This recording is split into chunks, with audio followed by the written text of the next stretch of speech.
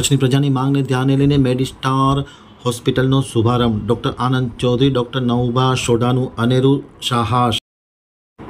બીમારીમાં સુરક્ષિત રહેવા માટે દર્દીઓ અને તેમના પરિવારજનોનો એટીટ્યૂડ બદલાયો છે. ત્યારે ખાસ કરીને ભુજના રિલાયન્સ સર્કલથી યુનિવર્સિટી રોડ તરફ મેડિસ્ટાર હોસ્પિટલનો આજે વિધિવત રીતે મંગલ પ્રારંભ કરવામાં આવ્યો હતો.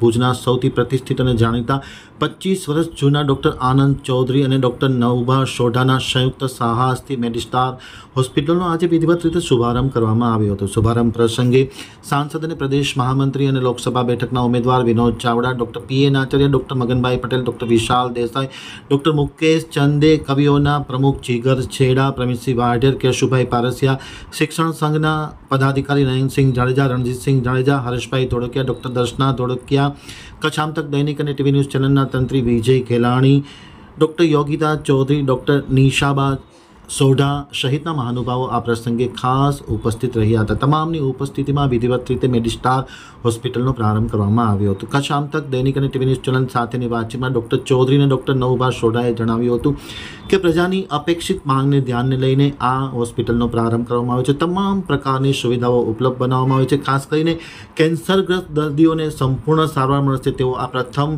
પ્રયાસ આ હોસ્પિટલમાં કરવામાં આવ્યો છે, જે ખૂબ જ પ્રશંસનીય છે. અને હોસ્પિટલ ખાતે ઠેર ઠેર અને ઢેર ઢેર શુભકામનાઓ બંને તબીબને આપવામાં આવી હતી. અને કચ્છમાં આજે એક મેડિકલ ક્ષેત્રે એક નવો વિશેષ અધ્યાય પણ શરૂ થઈ રહ્યો છે. તમામ મહાનુભાવોએ doctor Chaudhary, doctor Navbha Sodha, doctor Yogitaben અને ડૉક્ટર નિશાબાને ખૂબ ખૂબ અભિનંદન પાઠવી અને આ નવા સાહસને સંપૂર્ણપણે બિરદાવવામાં આવ્યો હતો. અતિ આધુનિક સુવિધાસભર અને સંપૂર્ણ મેડિકલ સાધનોથી સજ્જ આ હોસ્પિટલનો વિધિવત રીતે મંગલ પ્રારંભ કરવામાં આવ્યો હતો. હવે જોઈએ આમતક ન્યૂઝ સાથે બંને તબીબની વિશેષ મુલાકાત. આ પ્રસંગે બંને તબીબોને શુભકામના પાઠવવા માટે કચ્છના મહારાણી સાહેબા પ્રીતિદેવીજી ખાસ ઉપસ્થિત રહી શુભકામના પાઠવી હતી. ખાસ કરીને ભુજના પ્રતિષ્ઠિત તબીબ છે અને એ નાના દર્દીઓના મોટા ડૉક્ટર કહેવાય છે. ચૌધરી સાહેબ, આજે જે આખું એક નવું સોપાન થઈ રહ્યું છે, જે ખરેખર કહેવાય છે કે લોકોની જરૂરિયાત, લોકોની માંગને તમે સંતોષી છે, શું કહેવા માંગો પ્રતિક્રિયા? છેલ્લા 25 વર્ષથી હું અહીંયા ભુજની અંદર પ્રેક્ટિસ કરું છું. એઝ એ જનરલ ફિઝિશિયન છું, ક્રિટિકલ કેર સ્પેશિયાલિસ્ટ છું અને ખૂબ ક્રિટિકલ પેશન્ટોને જોઉં છું. ખાસ કરીને હાર્ટ છે, ડાયાબિટીસ છે, સ્ટ્રોકના પેશન્ટ, લકવાના, ફેફસાના પેશન્ટ છે. અને મેં ઘણી બે એક હોસ્પિટલ બદલાવી છે, મારી રેન્ટ ઉપર હતી એ બધી. પણ હવે પછી અમને મોકો મળ્યો કે અમને આ જગ્યા મળી ભુજની અંદર અને મેં અને ડૉક્ટર નવભા સોઢા સાહેબે એક કોલોબ્રેશનમાં એક સરસ હોસ્પિટલનું એક નિર્માણ કર્યું છે.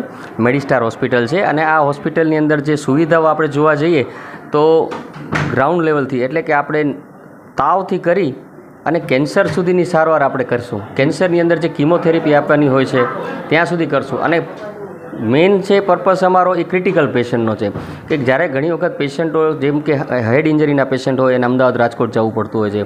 બહુ શોકના પેશન્ટ હોય જેની કિડની ફેલ થઈ ગઈ હોય, ઘણાના ફેફસા નબળા થઈ ગયા હોય, એને વેન્ટિલેટર પર મૂકવું પડે, બાયપેપ ઉપર મૂકવું પડે, એરવો ઉપર મૂકવું પડે, જે આપણે કોવિડમાં ખૂબ આપણે તકલીફો પડી છે. તો આવા બધા ક્રિટિકલ પેશન્ટોને અમે ખાસ ધ્યાનમાં રાખીને આ હોસ્પિટલ બનાવ્યું છે.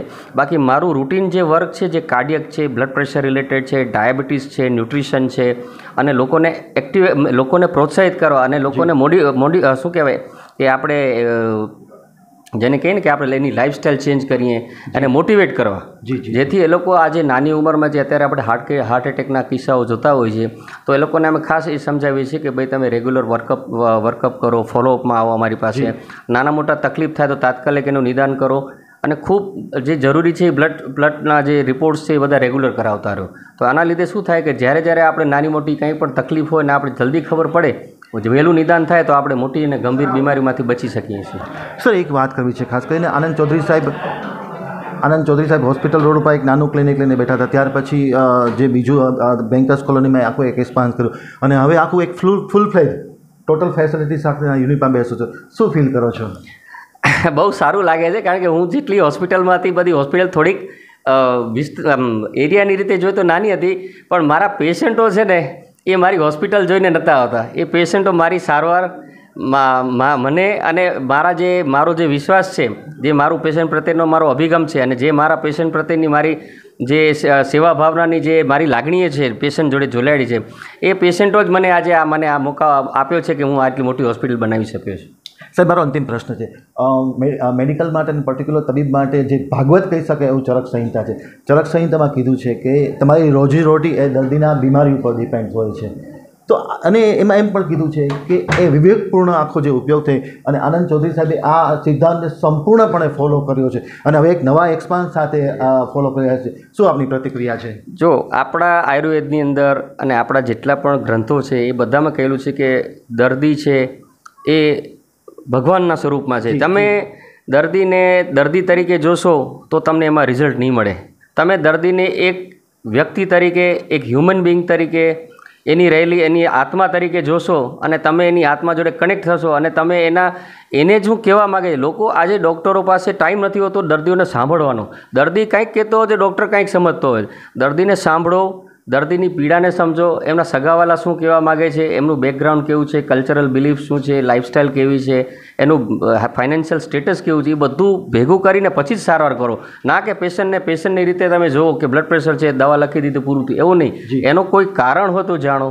એનો કોઈ કારણ હોય એનો ટ્રીટ કરો તો કદાચ બ્લડ પ્રેશર મટી શકે છે, કદાચ દવા ખાવી પણ ન પડે.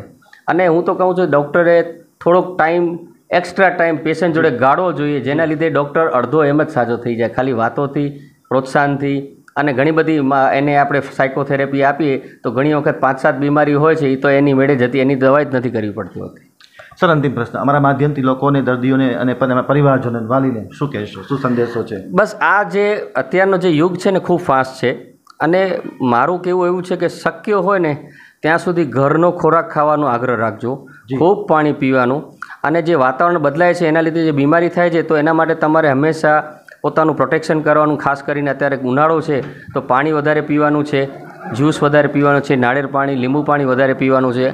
અને શક્ય હોય તો તમને કોઈ પણ તકલીફ નાની મોટી થાય તો તમારે તાત્કાલિક ડૉક્ટરનો સંપર્ક કરવાનો. પોતાની રીતે કોઈ દવાઓ જાતે કરવી નહીં અને જાતે પોતાની ટ્રીટમેન્ટ કરવી નહીં. નવભા સાહેબ સરકારી હોસ્પિટલમાં કામ કરતા હતા ત્યાંથી એકોર્ડમાં હવે આ 3 જે જર્ની છે એની પ્રતિક્રિયા શું છે?